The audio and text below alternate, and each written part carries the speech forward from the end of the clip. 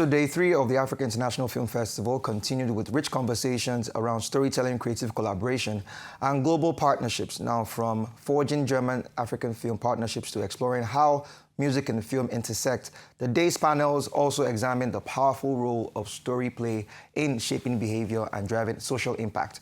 And to round it off, a star-studded network session with David Oyelowo and Denim Richards brought global insights to Nollywood's growing influence. Of course, my co-host, that is Shaitan Tigori, is live right there, and she sends us reports. Weapon against prejudice is excellence. That's the thing that no one can deny. It was another full day of conversations and collaborations at the Africa International Film Festival 2025, with filmmakers, producers, and industry leaders exploring ways to grow the business of African storytelling. Kicking off the day was a discussion on forging German-African film production partnerships, licensing and synchronization, the business of music in film, and the proof is in the impact, the MTV Staying Alive Foundation, which highlighted how storytelling can shape behavior, inspire action, and drive real social change. To attract millions of eyeballs, you need that, element of drama, right? Of sex and rock and roll. But at the same time, you need that element to hide some of these educational messages, because no one likes to be preached at. And some of our studies and of others show that whenever people feel they're being lectured, it could have a boomerang effect. We've got to change norms, we've got to change behavior, we've got to change attitudes. We've got to teach young people how to look after themselves from quite early on. And those behaviors will compound ultimately and mean that people are living qualitative lives and living much longer and are here long enough to deliver impact. The conversation deepened with 2 panels powered by the World Bank: The Big Screen Effect, Frames of Influence, and Behavior Shift, Influencing Change Through Narrative, where experts from academia, media, and development sectors discussed how film and storytelling can influence public perception, policy, and social behavior on a global scale. For me, living so far away and hearing such negative stories about Nigeria, even as a Nigerian, I had such a negative perception of my own country. So one of the key things that I wanted to do when coming back was, okay, how do we start creating those positive stories? How do we start changing that narrative of, oh, it's rough, it's a slum, they're going to kidnap you, they're going to kill you? Because, when you're abroad, you hear a lot of that. And I think it was really about, for us, how do we start working with all the storytellers to tell some of those positive stories? He or she who is paying often dictates the tune. So imagine somebody from a very traditional philanthropic background trying to dictate what goes into content. At the end of the day, the content may be impactful, but it's not juicy. However, I'll give Sugar as one of the groundbreaking examples that was impactful and juicy, so well done. We want to think about how can we partner with people that are creating stories and creativity in unique ways that aren't just film and TV, and how do we build a business model around it, create a path to returns, and tell that money story to the world so that everybody knows that Nigeria generates returns on our creativity, and Audacity is ecstatic to be a partner to every single person here who believes that their ideas are valuable and should be seen by the world. The day ended on a high note with Global Pathways for African Actors, a networking session featuring Hollywood actor and filmmaker David Oyelowo and Denim Richards, joined by Nigeria's own Adeyemi Okolahan as moderator. The trio spoke passionately about creating opportunities for African actors, bridging markets, and telling authentic stories that resonate globally. And it's great we're talking about, you met a sales and marketing person, he asked you what you did. My next question would be about branding. We've talked about the creative part of acting, the branding. We're looking to prepare for the global markets. Yes, we need training. Yes, we need to learn and observe humanity, observe people. What about branding? How important is branding? How important has it been to your careers? The only branding you need as an actor is excellence. That's what will keep you going.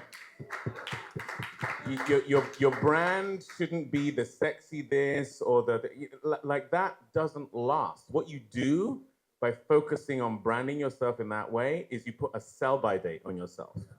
Because you cannot be sexy forever. You cannot be the jacked actor forever. Those things will pass. The only thing that lasts is excellence and the truth.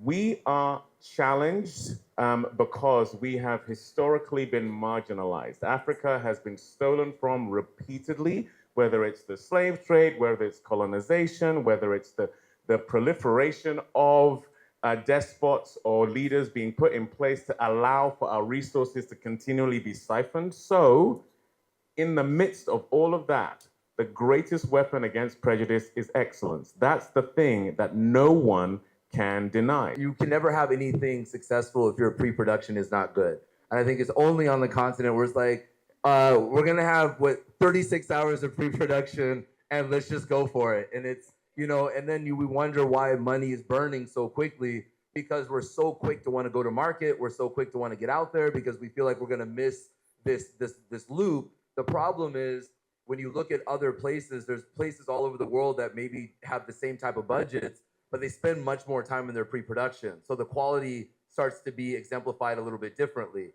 So I always say, I think more than anything, it's about not being so quick to try to rush to market, really pay attention and really spend most of the time in pre-production. And I think more than anything, it's about people staying in their lane. As Afriff 14 continues to foster collaboration and knowledge exchange, the message remains clear.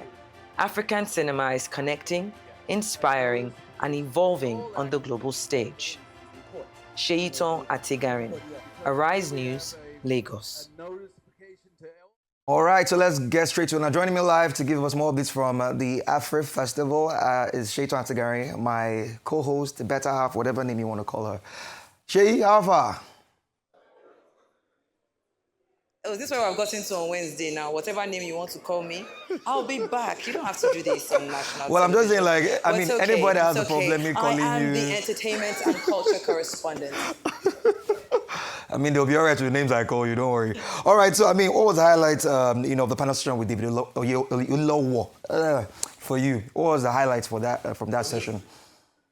Yeah, I mean, I think I have to quickly mention that the new straps that were actually there, a reflection of 2 days ago, it wasn't really a focus on Afro beats taking center stage. That was when that's what we had on Monday. But yesterday, what we actually had was a conversation around the actors themselves. I mean, around, kind of, when I talk about how movies, how music actually affects the narrative. Now, I think that the highlight of yesterday, of course, was that last session that had Deyemi Okolanjo moderating, as well as Denim Richards, and the last person, David Oyelowo. And he talked on a lot of things. He spoke about the fact that excellence really and truly is at the heart of all things. I think there was something he said, excellence beats prejudice anytime. So it was just like, it was a call for, a call to the I guess the space that we have now, the actors, the actresses, the producers, the gaffers, the sound guys, the lighting guys,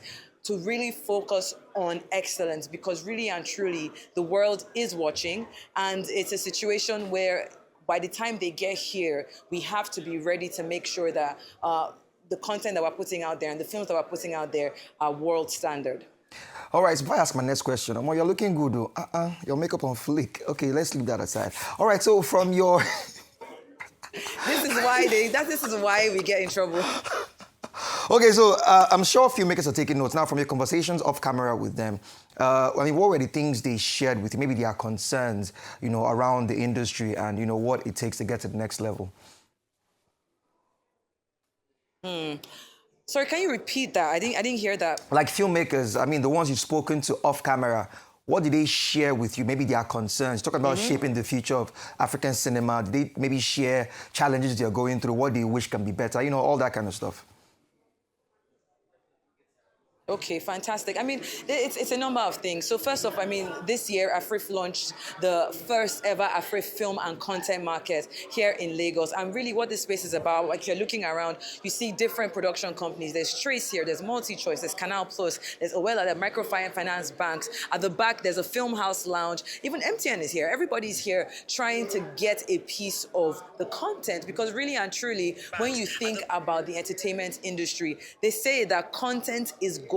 So at this point, it's really about figuring out distribution, licensing when it comes to music, collaboration with other countries. And there's a conversation with the Germans, conversation with Brazilians, conversation with the French, conversation with other African countries. How are we using what we already have to get to the finish point? There's a conversation happening right now, a panel that is going on right now, talking about the future of AI. I know Rotos would have loved to be here, but it's really about figuring out how all of these things that are now, part of our current situation in Nigeria to better Nollywood. And that's really the conversation. A lot of side deals going on. I definitely know that there are one or two actors that have been able to say, you know what, let's collaborate, let's do more stuff, more producers coming on. So I see Afriff 14 definitely pushing the conversation forward as regards to excellence in Nollywood and excellence in the Nigerian film industry as a whole.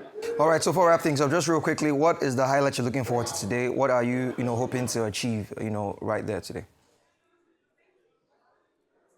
Okay, what to expect from Afriff Day 4? I mean, it's almost coming to an end. We still have the master classes happening, just next door. The Afriff Film and Content Market is still here. We have, of course, the panel sessions going on. I talked about the fact that there was an AI focused panel session happening right now. Before that, we had a panel session that was focused on fashion fashion and how it relates to music and film, and it was a very enlightening one, hosted by Latasha Uwungwe. Had Folake Koka on there, who owns Tiffany Amber. We had Ugo Mozie, who himself is an international renowned stylist, and so many others talking about that intersection of fashion, music, and film.